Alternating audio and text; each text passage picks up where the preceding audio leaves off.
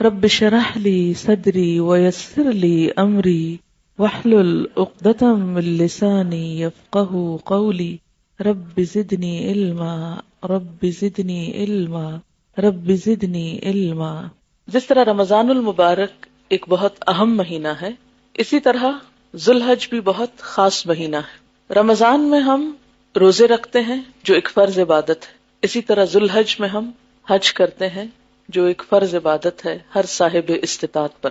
تو اس مہینے کی برکت اور فضیلت کا اس وقت آپ کے سامنے ذکر کرنا ہے تاکہ آپ اس مہینے کے شروع ہونے سے پہلے، اس کی آمد سے پہلے اس کی تیاری کر لیں۔ فضائل ذوالحج۔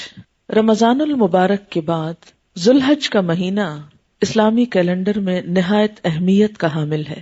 جس طرح رمضان المبارک میں مسلمانوں پر روزے فرض کیے گئے ہیں، اسی طرح ماہ ذوالحج میں صاحب حیثیت مسلمانوں پر حج فرض کیا گیا ہے۔ جیسے رمضان کا مہینہ نیکیوں کا موسم بہار ہے، اسی طرح ذوالحج کا پہلا عشرہ بھی عام دنوں کے مقابلے میں نیکیوں کے اجر و ثواب کے اعتبار سے بہت اہم ہے۔ اور اس کی اہمیت کیوں ہے؟ کیونکہ اس میں اسلام کا ایک اور اہم رکن، ایک فرض یعنی حج ادا ہوتا ہے۔ رمضان کی فضیلت کیوں ہے؟ کیونکہ اس میں ایک اہم فرض روزے رکھے جاتے ہیں، اس لیے فرض عبادت کی ادائیگی کے اوقات کو بھی مبارک بنا دیا گیا اور باعث فضیلت بنا دیا گیا۔ حضور اکرم صلی اللہ علیہ وسلم نے ارشاد فرمایا کہ کوئی دن ایسا نہیں جس میں نیک عمل اللہ تعالیٰ کو ان 10 دنوں کے عمل سے زیادہ پسند ہو، یعنی ان پہلے 10 دنوں میں ہم جو بھی اچھا کام کرتے ہیں اس کا اس قدر اجر و ثواب ہے کہ جو پورے سال میں کسی اچھے کام کا نہیں۔ اگرچہ کوئی انسان کبھی بھی جو اچھا کام کرے اس کو اس کا ثواب ملتا ہے، لیکن جو اچھا کام ان دنوں میں کیا جائے اس پر جو اجر ملتا ہے اس کی تو بات ہی کچھ اور ہے۔ ایک اور روایت میں آتا ہے کہ لوگوں نے پوچھا، یعنی جب آپ نے اتنی زیادہ فضیلت بتائی تو لوگ حیران ہوئے کہ اچھا، لوگوں نے عرض کیا اے اللہ کے رسول صلی اللہ علیہ وسلم، اور جہاد فی سبیل اللہ بھی؟ کیونکہ جہاد فی سبیل اللہ کا بہت اجر ہے۔ تو آپ نے فرمایا ہاں، ان دنوں کا نیک عمل جہاد فی سبیل اللہ سے بھی زیادہ افضل ہے۔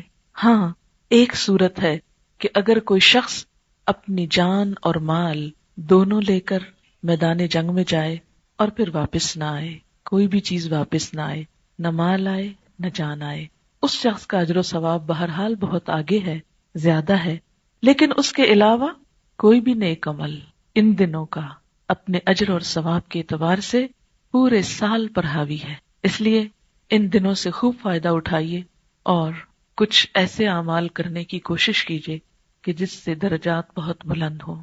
کیا کام کرنے چاہیے؟ عشرہ ذوالحج میں جن اعمال کی فضیلت احادیث میں آئی ہے وہ درج ذیل ہیں۔ اگرچہ کوئی بھی نیکی کی جا سکتی ہے، لیکن خاص طور پر یہ نیکیاں، ان کا اہتمام خاص اجر حاصل کرنے کا ذریعہ ہے۔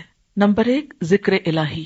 اس عشرے میں دیگر اذکار کے علاوہ، یعنی جو عام روٹین میں آپ روز کرتے ہیں، صبح شام کی دعائیں ہیں یا نماز کے بعد کے اذکار ہیں یا تسبیحات ہیں، درود شریف ہے، کوئی بھی چیز، اس کے علاوہ خصوصی طور پر مندرجہ ذیل تکبیرات پڑھنے کا اہتمام کرنا مسنون ہے۔ اللہ اکبر اللہ اکبر اللہ اکبر، لا الہ الا اللہ وحدہ لا شریک لہ، لہ الملک ولہ الحمد وہو علی کل شیء قدیر، اللہ اکبر اللہ اکبر، لا الہ الا اللہ واللہ اکبر، اللہ اکبر وللہ الحمد، اللہ اکبر کبیرا والحمد للہ کثیرا وسبحان اللہ بکرۃ واصیلا۔ حضرت عبداللہ بن عمر کے بارے میں آتا ہے کہ وہ ان دنوں میں بازار میں نکل جایا کرتے تھے اور بلند آواز سے تکبیریں پڑھتے، اس طرح کہ سب لوگ آپ کے ساتھ شریک ہو جاتے، اجتماعی طور پر بھی تکبیریں پڑھا کرتے تھے۔ اسی لیے آپ سب کو کلاس میں کہا جاتا ہے کہ آپ اکٹھے مل کر تکبیر پڑھیں۔ اس کا کیا فائدہ ہوتا ہے؟ کیا آپ کو کچھ محسوس ہوتا ہے جب سب مل کر تکبیریں پڑھ رہے ہوتے ہیں؟ دل کے اندر ایک خاص اللہ کی محبت پیدا ہوتی ہے۔ اسی لیے ان تکبیروں کو ریکارڈ کرا کے کیسٹ بھی تیار کی گئی۔ آپ سب ان 2-3 دنوں میں، عید کے دنوں میں صبح اٹھتے ہی اس کو ضرور لگائیں اور آپ دیکھیں گے کہ پورا گھر خود بخود ساتھ شامل ہو جائے گا۔ کیونکہ میں آج کل یہی کر رہی ہوں، صبح لگاتی ہوں تو مجھے کسی کو پھر کہنا نہیں پڑتا کہ تم بھی پڑھو، کیونکہ اللہ کے نام میں اتنی کشش ہے، اتنی برکت ہے، اتنا سکون ہے کہ واقعی دل کو کچھ ہونے لگتا ہے نا، دل محسوس کرتا ہے۔ تکبیروں کو سن کے اور تکبیر ساتھ پڑھنے سے دل بدلتا ہے، اور اگر دل بدل جائے تو دنیا بدل جاتی ہے۔ جس رخ پر بھی بدلے دل، اچھائی کی طرف بدلے یا برائی کی طرف بدلے۔ اسی لیے دلوں کی حفاظت اور دل میں اچھی خیالات کا ہونا انسان کی خوش قسمتی کی علامت ہے، اور اگر کوئی شخص دل کے بگاڑ کا شکار ہو جائے تو ہر طرف سے بگاڑ ہی بگاڑ ہو جاتا ہے۔ نہ صرف یہ کہ اس کے اپنے اندر، اس کے اخلاق میں، اس کے اعمال میں، اس کی عبادات میں، بلکہ معاشرے میں بھی، کیونکہ انسان کے جو اعمال ہوتے ہیں، اس کی جو گفتگو ہوتی ہے، وہ اس کے دل کے خیالات کا نتیجہ ہوتی ہے۔ آپ نے دیکھا ہوگا کہ جس دل میں تکبر بھرا ہو، اس کی گفتگو میں بھی ایک خاص قسم کا تکبر آتا ہے۔